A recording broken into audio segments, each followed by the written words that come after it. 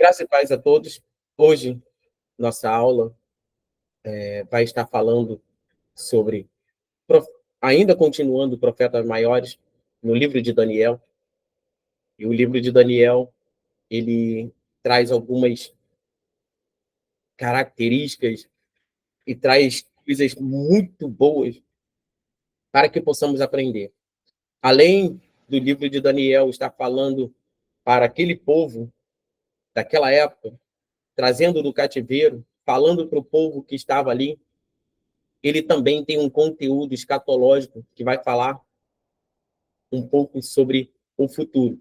É bem pequeno, mas ele vai estar alertando, trazendo algo mais escatológico. E aonde está acontecendo isso? A história começa ao longo dos primeiros ataques da Babilônia a Jerusalém, quando eles saquearam a cidade e o templo e levaram os israelitas e os utensílios do templo. E entre eles estavam 4 jovens. Todo mundo conhece, né? A grande maioria já sabe da história de pós-salteado desses 4 jovens. Muitos se atentam até para os capítulos iniciais, ou a Cova dos Leões, ou a história da fornalha, mas o conteúdo de Daniel é muito mais amplo. E entre esses 4 jovens, vindo, né, da família real de Davi, estava Daniel, Ananias, Misael e Azarias. Esses nomes foram trocados assim que eles chegam na Babilônia. E Daniel, seu nome é Deus é meu juiz. E ele é colocado o nome de Beltesazar. Beltesazar, o próprio Nabucodonosor vai estar falando disso, que é Bel, protege a vida do rei. Ou isso é, um Deus que o rei o considerava ali. Então, Beltesazar, significado, Deus, Bel protege a vida do rei. Ananias, que tem o seu nome Jeová, tem sido misericordioso, ou Jeová é misericordioso. Não é encontrado Sadraque, várias vezes eu procurei, mas Sadraque não é encontrado uma tradução para o nome Sadraque. Mas Misael, né, que tem o significado quem é igual a Deus. E quando ele mudam o seu nome para Mesaque, o nome significa quem é igual a Acul, que é um deus também babilônico. E Azarias, né, que é Jeová tem ajudado, ou Jeová é o ajudador. E é trocado o seu nome para Abednego, que é servo de Nebo. Então, tá aí alguns significados. E este livro vai falar exatamente das lutas para manter a esperança na terra dos seus conquistadores. Então, vamos recapitular. Eles são levados cativos, né? E vão passar por um processo ali de seleção. São príncipes, né? São pessoas muito instruídas. E a Bíblia vai dizer que eles são instruídos em ciência, sabedoria, dotados de conhecimento. São homens que aprenderiam facilmente na língua dos caldeus, né? Porque foi enxertado para eles aprenderem na língua dos caldeus. Então, eles passam por essa seleção. E manter a esperança, e quando é levado cativo, já começa um embargo aí. E a gente aprende amplamente que foram levados, instruídos, e assentou-se no coração de Daniel e seus amigos de não se contaminar. E ele chama o guarda ali e pede para que sejam alimentados com legumes e não comessem da porção do rei. Aqui você já vê uma diferença dos quatro, e foram muitos príncipes, muitas pessoas para aquele lugar. E você vê a diferença desses quatro homens, que eles ali, eles são praticamente forçados, né, a mudar a característica, comer do manjar do rei. Mas vamos lá. O capítulo 1 a 6 contam a história sobre Daniel e seus amigos. E os capítulos 7 ao 12 têm uma visão de Daniel sobre o futuro. São 12 capítulos só. Mas confesso que eu tive um bom tempo aqui lendo.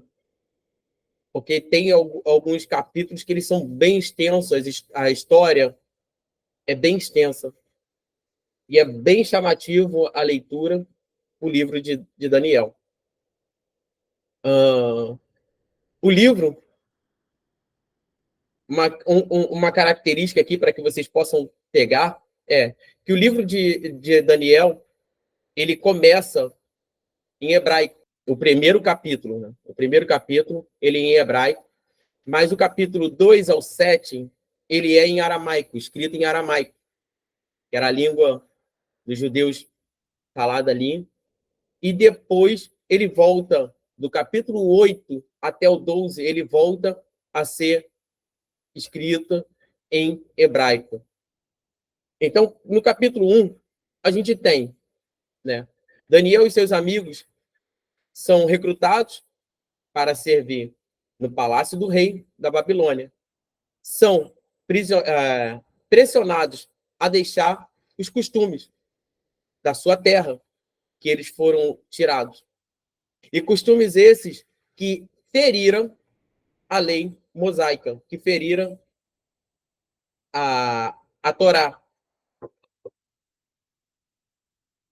E muitos desses costumes, como alimentação, o costume daquele povo comer algumas coisas que para os judeus na Torá não podiam, principalmente os sacerdotes.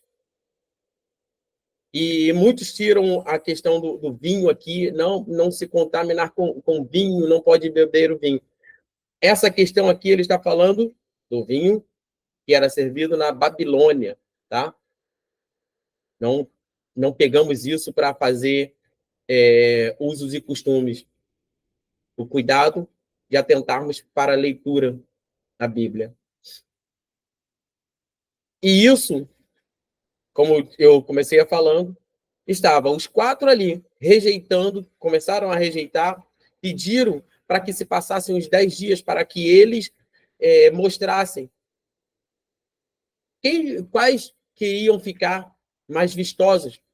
E vai dizer na Bíblia que, passados os 10 dias, eles tinham uma aparência muito melhor do que aqueles que estavam se alimentando com os manjares da Babilônia. Então, notada essa diferença, e eles já ganham notoriedade aí. Já começa a ganhar notoriedade aí.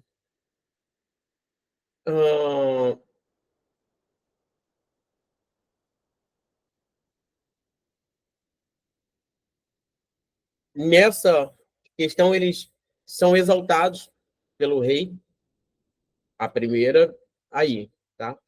E ao longo do livro você vai ver que, principalmente Daniel, ele é muito exaltado.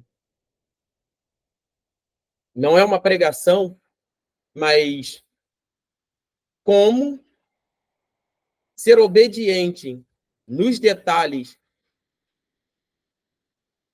te faz sobressair sobre algumas situações.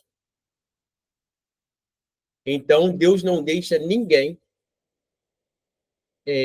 até mesmo em terra estranha, até mesmo diante da dificuldade, até mesmo diante da luta.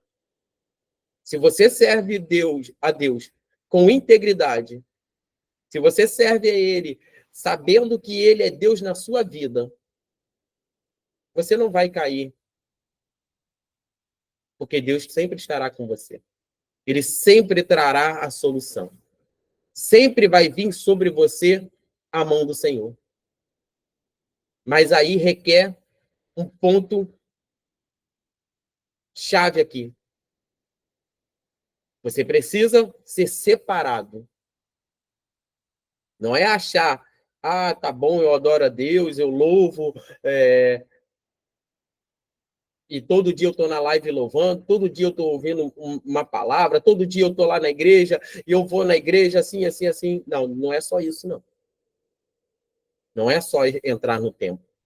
Não é só louvar. A vida de uma pessoa separada, ela requer obediência em tudo que Deus te pediu. Não se contaminar com os manjares do mundo. Por mais que pareça delicioso, por mais que parece ser necessário para a sua vida, não é bom se corromper. Porque aí você está quebrando um elo entre você e Deus. E entramos no capítulo 2, aonde o rei Nabucodonosor vai ter um sonho. E o rei tem um sonho e que só Daniel é capaz de interpretar. E lembrando, meus irmãos, uma característica entre eles ali, todos são dotados de ciência, sabedoria, mas Daniel tem um chamado particular de ter visões e interpretação dessas visões. E mesmo quando ele não tem a interpretação, Deus não dá a ele a interpretação, a gente vê no livro que Deus manda um anjo para que ele possa discernir aquele sonho. E aí, abrindo um leque aqui para chamados, eu posso ter o chamado de mestre, mas muitas das vezes não vou ter o chamado para cura. Tem pessoas aqui que têm chamado para cura, mas não tem o chamado para mestre. Tem gente que é chamado para mestre e pastor, mas não tem chamado. Vamos botar cura aqui novamente.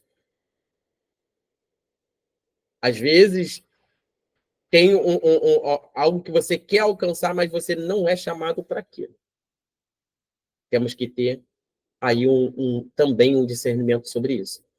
Porque vejo muitas pessoas forçarem a barra. Eu sou profeta, eu sou profeta, eu sou profeta, e às vezes está enganando a si mesmo, achando que é profeta. Então, o rei tem esse sonho, e só Daniel é capaz de interpretar. Pelo rei ter esse sonho, o livro vai dizer que ele chama os sábios, todos os sábios, chama os magos, astrônomos, e ele faz diferente de que todos estão acostumados. E os próprios magos vão falar para ele: olha, rei, é difícil fazer a interpretação. Por quê? Porque o Senhor precisa contar qual é o sonho que o Senhor teve, para que nós possamos interpretar. E Nabucodonosor olha para eles e fala: eu estou vendo a astúcia de vocês estão tentando ganhar tempo, porque vocês não querem, não sabem o que eu sonhei, e a interpretação. Então, enfurecido, Nabucodonosor manda prender e manda matar todos aqueles homens. E Daniel e seus amigos também pegos para serem executados.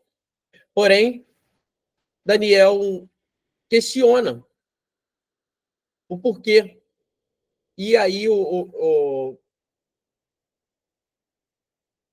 guarda que pegara eles para levar para a execução relata que o rei teve um sonho, o acontecido, e ninguém interpretava. O que Daniel fez? Pede um tempo para que tivesse uma resposta. E ele vai até os seus amigos e pede para todos entrarem em oração. E eles oram. E durante a noite, Deus revela a Daniel, e Daniel chega até o rei, fala do sonho do rei e interpreta cada detalhe.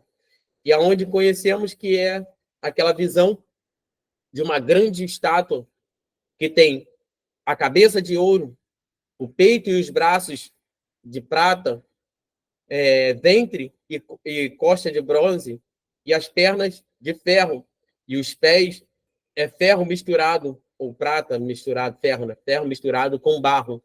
E a gente sabe que barro e ferro não se misturam muito bem. Então, aí vai falar sobre essa cabeça, que seria uma representação do próprio Império Babilônico, do rei que estava ali. E ele vai dizer que os peitos e os braços de prata representam os negros persas que ficaram 100 anos como a maior potência mundial, entre 430 até 331 antes de Cristo. E aí vai falar sobre o ventre e as costas de cobre, que é grego, o Império Grego, que dura 331 a 167 antes de Cristo, fundado por Alexandre Magno. E as pernas de ferro, ele vai correlacionar as pernas de ferro representam o Império Romano, que relativamente teve seu domínio cerca de 67 antes de Cristo. E aí os pés, ele também vai relacionar, apresentar escatologicamente o reino. E aí, essa é a visão e a interpretação que ele dá para o rei, e fala ainda dessa pedra que vem, é uma enorme pedra que vem e é cortada sem mão, né? E é lançada sobre a estátua, que é quebrada e se torna em nada, em um monte, se torna essa estátua. E Daniel diz que a estátua representava uma sucessão de reinos humanos vindo da Babilônia, e todos eles encheram o mundo de Deus, de violência, mas um dia Deus virá e confrontará e tornará esses reinos, humilhará, né, esses reinos que são arrogantes. E no capítulo 3, iremos entrar no famoso capítulo bem lido, que é a fornalha ardente, aonde aqui já não é Daniel, é diferente da questão de Daniel. Então, o que vai acontecer aqui? Conta a história dos 3 amigos de Daniel que recusaram a curvar-se e adorar a uma estátua enorme. Possivelmente Daniel estava em outro setor, pelo reconhecimento que Daniel vai tendo ali no reinado de Nabucodonosor. E muitos que tinham inveja ali vão se levantar, vão falar para o rei que esses homens não estavam adorando. E vai dizer no trecho que quando ouvires o som da buzina, pífaros, todo o som de instrumentos, todos aqueles ali deveriam prostrar e adorar a imagem que ele fizeram. É outro trecho que me chama atenção. É outro trecho que me chama atenção. Que aqui é encontrado os três. Só os três. Entre muitos que foram presos. Mas só os três ali, eles mantêm essa fidelidade de não adorar a imagem do rei. E o rei os chama para os alertar, né? E é bonita a fala deles. Que eles vão dizer, olha, sobre esse negócio nem iremos falar com o Senhor. E eles rejeitam, falam que não vão adorar. E o que o rei faz? Pega e pede para lançá-los na fornalha, que foi aquecido 7 vezes mais. E vai dizer, né, que aqueles que chegavam próximo não aguentavam pelo calor da fornalha. Então ele é jogado, e olha um propósito aí. Eles são jogados na fornalha, e o rei se levanta e vê mais um homem. E esse homem não era Daniel. E ele vai dizer, ué, não jogamos 3 homens na fornalha? Porque eu vejo 4 homens, e um é semelhante ao filho do homem, que passeava com eles na fornalha. E vai dizer o trecho que nem um fio do cabelo, nem cheirava queimado, nem nada. Eles saíram intactos da fornalha. E para que serviu isso?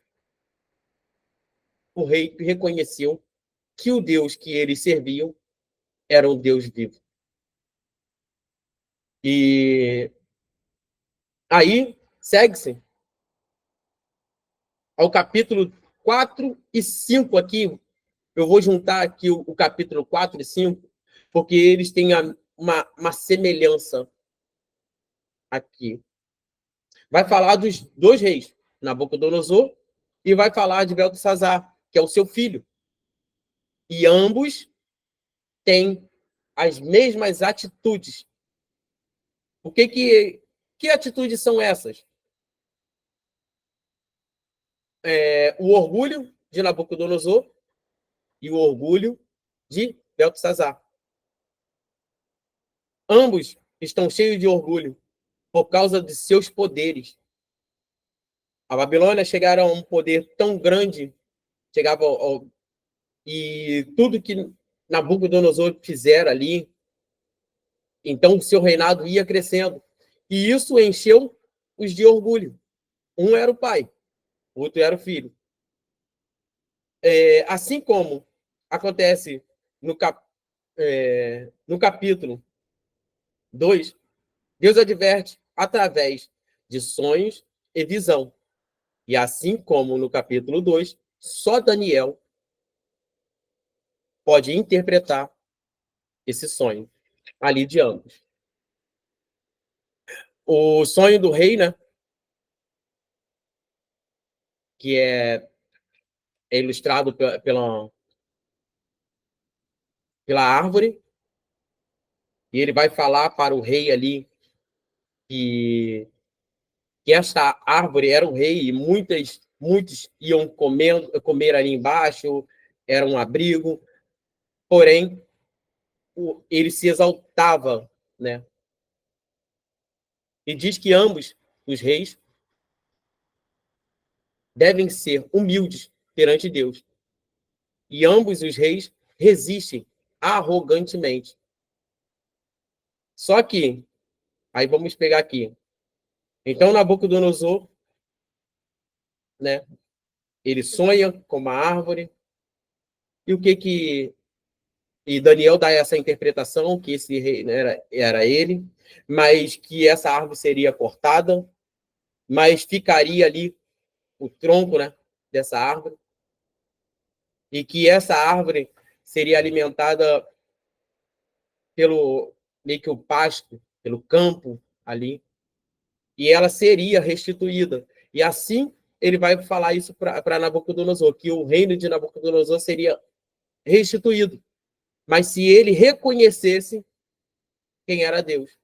Então, naquela mesma noite, ou então Nabucodonosor, né, ele fica louco, ele se torna, uh, ele se torna, come como uma besta no campo, come como se fosse um boi, né, no, no, no campo, e, e tem, né, o orvalho caindo no seu corpo, e isso vai durar um tempo, até que ele se restabelece, até que ele entende, e ele glorifica a Deus, e assim ele é restaurado.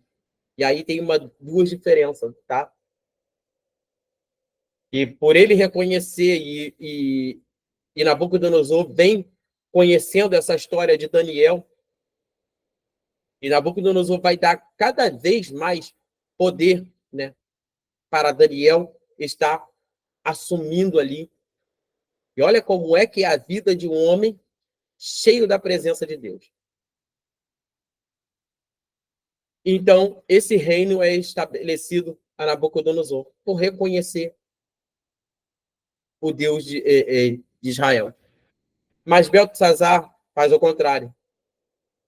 Ele pega os utensílios que eram usados no templo do Senhor, de Deus, que foi capturado pelo seu pai, os utensílios do templo, e ele dá uma festa e bebe com 1.000 pessoas, e bebe, se embriaga com os utensílios do templo do Senhor.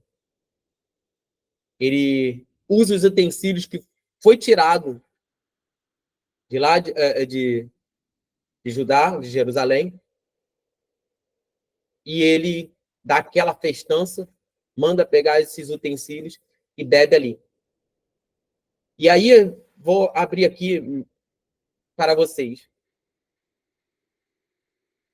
Não use as coisas santas para profanar as coisas de Deus, usando coisas que não tem nada a ver. Júnior, como é que você... O que você está falando? Não pegue ali, ó, óleo ungido para ungir. Aí eu já vi isso acontecer aqui. Ungir boi, ungir cavalo, cachorro, ungir um montão de coisas. O que é santo é santo. E cuidado. Se isso foi consagrado, temos que saber usar. E isso é até uma coisa que tem acontecido. Todo mundo agora quer ungir. Ungir carro, ungir chave, ungir... sai ungindo aí, parece que o óleo da unção é assim.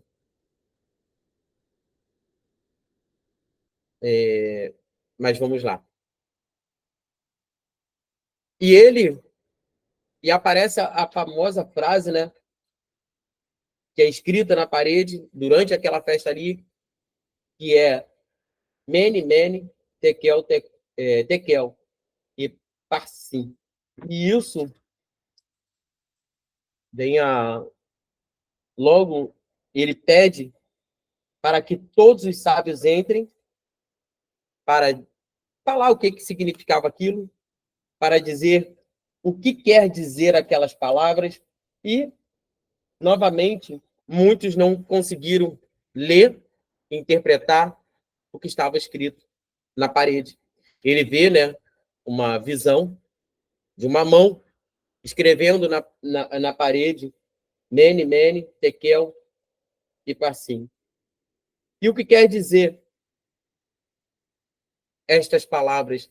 E aí, sim, ele se conturba no seu coração e fica ali, pela imagem que ele está vendo, e sua mãe, ao saber disso, entra à sua câmara e relata, né, para ele não perturbar o coração, não ficar tristonho, porque no tempo do seu pai, o tempo que o seu pai estava ali reinando, tinha um homem que, quando precisava dos sonhos, ele revelara ao seu pai. Então, ele manda chamar Daniel. E a sentença não é boa. E aí o nome e a interpretação que Daniel dá, Mene, contou Deus contou Deus o teu reino e acabou. Tekel, pesado foste na balança e foste achado em pauta. Terem, ou Parsim, dividido foi o teu reino e deu aos negros e aos persas.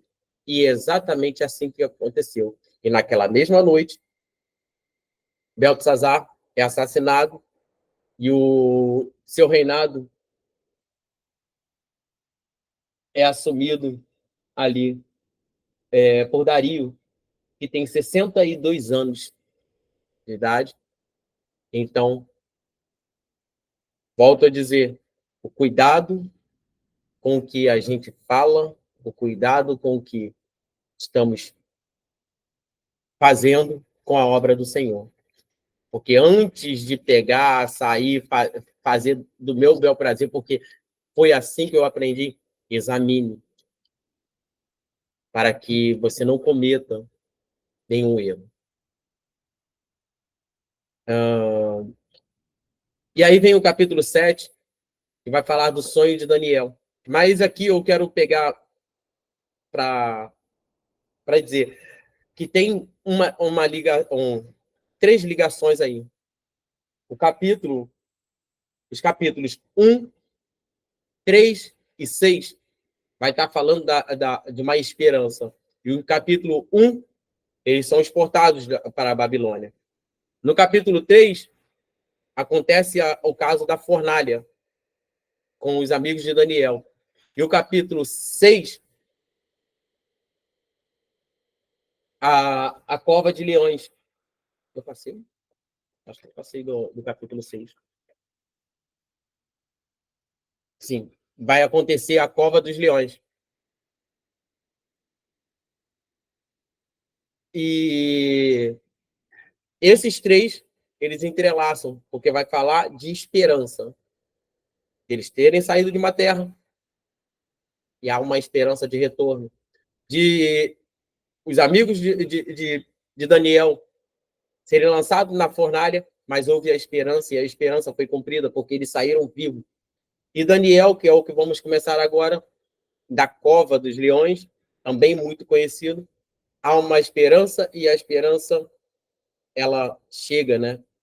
E os capítulo 3 e 7, ele vai trazer uma visão encorajadora para o povo, para que o povo tenha paciência, que vai falar da estátua e também falar da questão do sonho de Daniel. E o capítulo 4 e 5 vai falar dessa loucura dos reis. São capítulos ali que se assemelham. Então, no capítulo 6, outra palavra que é muito conhecida no nosso meio, uma palavra que amplamente é pregada, amplamente é falada, que é o capítulo 6 de Daniel, na cova dos leões. E isso vai acontecer por quê? Simples. Daniel vem ganhando notoriedade no reino, tamanha ali, que quando Dario ele assume, ele pega para dividir o seu reino, e ele coloca presidente, governadores, coloca príncipes em cada lugar, para que trouxesse a ele sobre esses estados, o que estava acontecendo, para que não ficasse pesado, né? E Daniel sobressai a todos esses brilhantemente.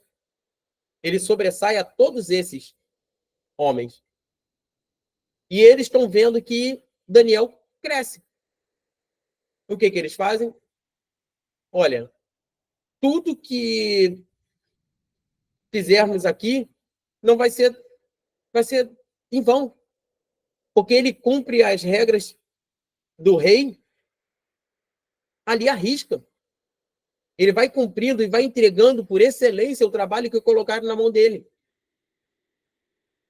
A não ser que pegamos ele na própria lei dele. Aí eu quero ousar de ser aqui um pregador. Olha a astúcia desses homens. Eles não conseguem lidar com ele, porque tudo no secular ali, ele está dando conta e está fazendo por excelência. E eles querem pegar Daniel no próprio regimento religioso dele. Então, o que vamos fazer? Vamos lá, juntou todos aqueles governadores, pediram ao rei para fazer um decreto e que ninguém pudesse consultar a outro homem ou fazer orações a outros deuses, pedir alguma orientação a outro deus, que não, se não fosse ao próprio rei. E Dario pega e assina esse decreto. E eles veem que Daniel continua com as orações 3 vezes ao dia. E eles vêm até o rei e relatam, né, que Daniel não está cumprindo. Mas aí pesou no coração do rei, porque o rei gostava de Daniel. E ele reluta para não levar Daniel para a cova dos leões. Por fim, ele tem que cumprir o decreto do rei, e eles vão ser insistentes. Olha, sabemos que não pode revogar uma lei dos persas e dos medos assinado pelo rei. Então, ele pega e entrega, né? E Daniel é pego ali, jogado na cova dos leões, colocam uma pedra, e essa pedra é selada com o selo do rei. E o rei não dorme esta noite, angustiado. Ele faz jejum e ele vai ver o que aconteceram de manhã cedo. E ele fala, né? O texto vai dizer que ele vai falar com voz angustiada, chamar a Daniel, esperando ali um ponto de esperança, né? Que Daniel estivesse vivo. E ele vai falar: será que o seu Deus guardou? E Daniel vai responder a ele, né? Então ele manda tirar Daniel dali. E os acusadores de Daniel, tanto os homens e suas famílias, esposas e filhos, foram lançados na cova. E vai dizer o trecho que antes desses homens chegarem ao fundo, eles já estavam sendo arrebatados pelos leões, estraçalhados pelos leões. Certo? Então, novamente, uma coisa que deveria ser para destruir Daniel, isso dá mais autoridade para Daniel. Ele torna aí, creio que é um dos 3, né, ali do reinado. E vai dizer no finalzinho do capítulo, vai dizer: este Daniel, pois, prosperava no reino de Dario e no reinado de Ciro, o persa. Então, ele vai alcançando mais status ali. E pode ver que não tem soberba aí. Por tão pouco, viramos soberbos, por tão pouco. Começou a falar em línguas estranhas, aí você parece que já virou profeta. Agora, imagina você cada vez alcançando um nível desse. É para ser um homem a esse nível aqui e saber que nada provinha dele e sempre exaltando ao Deus, nosso Deus, é bem difícil. Porque o pouco que o homem recebe, ele já se exalta, já acha que pode tudo. Mas aí entramos no capítulo 7, e aí vai falar do sonho de Daniel. Vai falar do sonho de Daniel. E Daniel tem um sonho e não consegue entender. E até que um mensageiro angelical o explique. Ele vê uma série de 4 bestas, né? Ele vê uma série de 4 bestas, uma como o leão, outra como um urso e outra como o leopardo alado. E cada um desses símbolos simbolizava um reino, né? Arrogante. E por último, ele vê uma super besta identificada como um império realmente maligno e que tem muitos chifres, ou chifres naquela época simbolizava poder. Isso quer dizer que tem muitos poderes. E tem um chifre específico e que simboliza uma imagem de um rei muito arrogante e que se exaltava acima de Deus e persegue o povo de Deus. Mas, de repente, Deus, que é chamado de anciões do dia, vem e estabelece o seu reino, o seu trono. Ele destrói a superbesta e exalta o Filho do Homem nas nuvens, aonde sobre ele passa a assentar à destra de Deus. Isso já começa a ser um pouco mais escatológico, uma revelação, né, mais escatológica. E aí entramos no capítulo 8. Daniel tem outra visão sobre a última besta, sobre as últimas bestas do capítulo 7. Mas desta vez, elas são simbolizadas por um bode, que nos é dito que é a imagem do Império Nego-Persa. E depois de uma cabra, que é uma imagem, né, do Império Grego, da Grécia Antiga. Na cabra sai um monte de chifres, e um dos quais simboliza um reino maligno, que está no capítulo 7. Ele ataca Jerusalém e se exalta acima de Deus, e profana o templo de Deus com ídolos, mas ele será destruído por Deus. E aí, novamente, vamos entrar agora no capítulo 9, que é a oração de Daniel. E Daniel, perturbado, né, por essas revelações, por o que está acontecendo, e ele vai pegar o livro do profeta Jeremias, que tem 2 aulas que falamos sobre ela, Jeremias e Lamentações de Jeremias.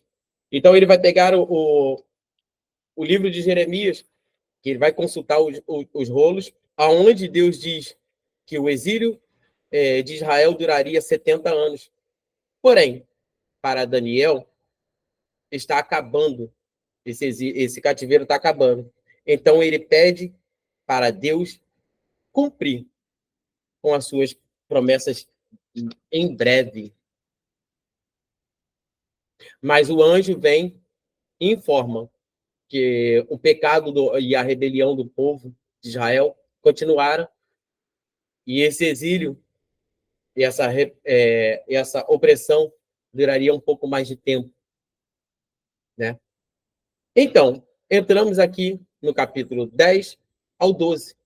Ele vai fazer uma mesclagem da terceira visão, né, de Daniel. Daniel está profundamente perturbado em saber da sentença e tem uma visão final disso tudo. Nos mostra da mesma sequência de reinos que vemos nos capítulos anteriores, Pérsia e depois a Grécia com Alexandre o Grande, seguido pelos reis menores, tudo isso conduzido a este rei no norte, que invadiria Jerusalém, estabeleceria ídolos ao templo e que se exaltaria acima de Deus. Mas, de repente, vem a cair. Então, assim fecha o livro, com uma ponta de esperança. E aqui, nessa visão, a gente vê algo escatológico. E vemos que há várias linhas de pensamentos que vão tentar sustentar de uma certa forma ou outra algumas visão com relação a isso. Uns vão dizer que essa sentença a todas as gerações futuras, outros vai dizer que até o tempo de Jesus, e sabemos que todos esses eventos temos que ser cautelosos em examinar cada ponto dele, para que não possamos cair simplesmente só em doutrinação. Meus irmãos, aqui a gente finaliza Profeta Maiores, com o livro de Daniel. Espero que todos tenham aprendido, absorvido, de certa forma, na palavra de Deus.